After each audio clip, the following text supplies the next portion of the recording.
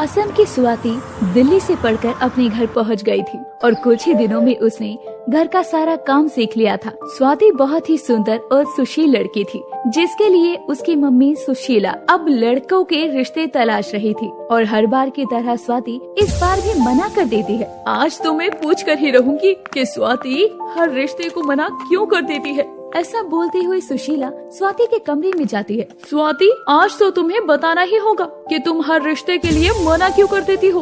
Mummy, ऐसी कोई बात नहीं है, आप तो जानती हो ना कि मैं पढ़ना चाहती हूँ। देखो स्वाति, अगर तुम्हें कोई लड़का पसंद है तो तुम हमें बता दो, मैं तुम्हारे पापा से बात कर लूंगी, हमें कोई परेशानी नहीं है। ठीक है मम्मी, अगर कोई होगा तो मैं आपको बता दूंगी। अपनी मम्मी के मुंह से ये बात सुनकर स्वाति बहुत खुश हो जाती है, पर वो अभी कुछ बताना नहीं चाहती थी। पर उसकी माँ कहाँ मानने वाली थी, वो कोई न कोई रिश्ता लाती रहती थी और स्वाति बहाने बनाकर रिश्तों को मना कर दिया करती। स्वाति, आखिर परेशानी क्या है तुम्हें? किसी भी लड़के को पसंद नहीं करती हो, किसी रिश्ते के लिए हाँ क्यों नहीं करती हो? कारण क्या है? मम्मी, मैं किसी को पसंद करती हूँ। सुशीला के बार बार पूछने पर स्वाति अब बता ही देती है। किसे पसंद करती हो तुम? मम्मी, उसका नाम जगबीर है और वो मेरे साथ दिल्ली के कॉलेज में पढ़ता है। वो दिल्ली में रहता है? नहीं मम्मी, वो दिल्ली में नहीं रहता, जगबीर पटियाला से है। और मम्मी, वो लोग पंजाबी हैं। जगबीर के घर वालों को पता है ये बात कि तुम असम से हो? मम्मी, जगबीर के घर में ये तो पता है कि वो मुझे पसंद करता है, पर उन्हें ये नहीं पता कि मैं असम से हूँ। तू बेटा उसके लिए अपने रिश्ते को मना कर रही है, उसके घर वाले नहीं माने तो?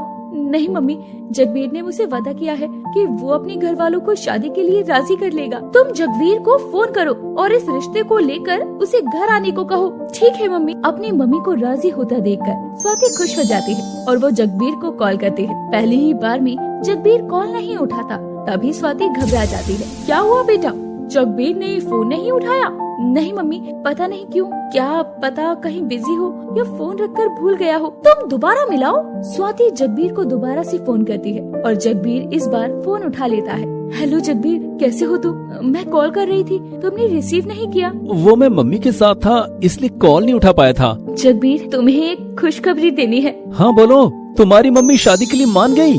हाँ जगबीर, मेरी मम्मी मान गई। तुम जल्दी से रिश्ता लेकर मेरे घर आ जाओ। ठीक है, मैं अगले संडे अपनी मम्मी के साथ तुम्हारे घर आता हूँ। फिर संडे को जगबीर अपने माता पिता के साथ स्वाति के घर आता है और जगबीर की माँ हरजोत को स्वाति देखते ही पसंद आ जाती है। अरे बहन जी, हमें तो तुम्हारी कुड़ी बड़ी पसंद है, हमारी तरफ से तो रिश्ता पक्का समझो। आपको पता भी है ना कि हम असम से हैं। असम से हो तो क्या, हो तो इंसान ही। ये बात तो आपने बिल्कुल सही कही भाई साहब। बस तो फिर दिसंबर में शादी कर लेते हैं। बस अब तो तुसी दिसंबर की शादी की डेट पक्की समझो, जैसा आप कहें बहन। स्वाति और जगबीर का रिश्ता पक्का हो जाता है और देखते ही देखते दिसंबर का महीना भी आ जाता है और उनकी खूब धूमधाम से शादी हो जाती है। लेकिन जगबीर की मम्मी हरजोत को स्वाति के यहाँ की कुछ रस्मों में झिझक होती है, पर वो शादी के उत्सव में कुछ नहीं बोलती और शादी खत्म हो जाती है। हरजोत, बहू आ गई, पूजा की थाली लेकर आओ, बहू का स्वागत नहीं करोगी? आ रही हूँ सुखबीर जी। हरजोत पूजा की थाली लाती है और स्वाति और अपने बेटे जगबीर की आरती करती है और बोलती है, बहू अब तुसी अपने दाहिने पैर को आगे करके ये कलश गिराओ और घर बिच विराजो। हरजोत के कहने पर स्वाति कलश को पैर मारकर गिराती है। तुम्हारा स्वागत है बहू साडे घर में। थैंक यू पापा जी। मैं आप लोगों से एक बात पूछना चाहती हूँ। अरे तुझे जो भी बात पूछनी हो बाद में पूछ लेना, हम पंजाबी हैं और तुम्हें हमारे सारे रीति रिवाज मानने होंगे और जो भी तुमने अपने मायके से सीखा है ना उसे वही छोड़ देना, समझी ना पुत्र? ठीक है मम्मी जी। अरे हरजोत जी, ये क्या बातें लेकर बैठ गई? पूछो तुम बहू, क्या पूछ रही थी? कुछ नहीं पापा जी। हरजोत का ऐसा रवैया देखकर स्वाति डर जाती है और फिर कुछ नहीं पूछती। फिर धीरे धीरे दिन बीतते हैं और वो कुछ भी करती तो हरजोत उसे दूसरे राज्य के होने के कारण सुनाया करती और स्वाति को बहुत बुरा लगता। कुछ ही दिनों में लोहड़ी आने वाली थी। हरजोत स्वाति से बोलती है, अरे पुत्र, 15 दिनों में लोहड़ी है, मैं नहीं चाहती कि सोसाइटी में सबको पता चले कि तुम दूसरी कास्ट की हो। लोहड़ी के लिए अच्छे से तैयारी कर लेना। सोसाइटी में मेरी नाक न कट जाए पुत्र। हरजीत की नई बहू है कि कुछ जानती नहीं, किसी के मुंह से मैं ऐसा न सुन लूं। हरजीत की बात सुनकर स्वाति मन ही मन सोचती है, हे भगवान, कहाँ फंस गई। मुझे तो लोहड़ी के बारे में कुछ भी नहीं पता, तो मैं ये सब रस्में कैसे करूँगी। हरजोत तो ऐसा बोलकर वहाँ से चली जाती है और स्वाति सोच सोच कर परेशान हो जाती है। ऐसे ही 5 दिन गुजर जाते हैं। 5 दिन निकल गए और अभी मैंने लोहड़ी की कोई तैयारी नहीं की। समझ में नहीं आ रहा कैसे शुरू करूं, किससे मदद लूं। स्वाति सोच ही रही थी कि तभी उसे जगबीर बोलता है। स्वाति, क्या हुआ? कुछ नहीं जगबीर। कुछ दिनों से देख रहा हूँ तुम परेशान लग रही हो, आखिर बात क्या है? जगबीर के पूछने पर स्वाति उसे सब बताती है। जगबीर, मम्मी जी ने मुझसे लोहड़ी की तैयारी करने को कहा है। हाँ तो कर लो, इसमें परेशान होने वाली क्या बात है। जब फिर तुम जानते हो तो मुझे लोहड़ी के बारे में कुछ भी नहीं पता। हम तो असम के हैं और असम में लोहड़ी नहीं मनाते। अरे तुम पढ़ी लिखी हो, मुझे तुमसे ये उम्मीद नहीं थी। क्या कहना चाहती हो तुम? अरे तुम्हारे पास फोन है, लैपटॉप है, किसी में भी लोहड़ी के बारे में देख लो, एक एक रस्म के बारे में सब चीज आ जाएंगी। हाँ, मेरे तो दिमाग में ही नहीं आया कि मैं फोन पर लोहड़ी के बारे में सब जान सकती हूँ। हाँ, तुम फोन में सर्च कर लो और अगर कुछ समझ ना आए तो मैं तुम्हें सिखा दूंगा। मैं अभी सर्च करती हूँ। स्वाति अपने फोन में लोहड़ी के बारे में सब कुछ सर्च कर लेती है और लोहड़ी की सारी रस्में सीख लेती है। वो अपनी सेविंग से एक फुलकारी सूट भी ऑर्डर करती है। ऐसे ही लोहड़ी आने में एक ही दिन बचा था। लोहड़ी के बारे में सब कुछ पता चल गया है। अब बस लोहड़ी में जो भांगड़ा होता है मुझे वो सीखना है।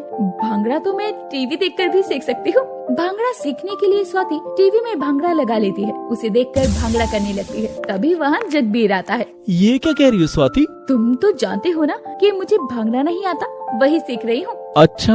ऐसा बोलकर जगबीर हंसने लगता है। हंस क्यों रहे हो तुम? तुम्हारा भांगड़ा देखकर जैसे मैं करता हूँ वैसा करना, मैं तुम्हें भांगड़ा सिखाता हूँ। ठीक है।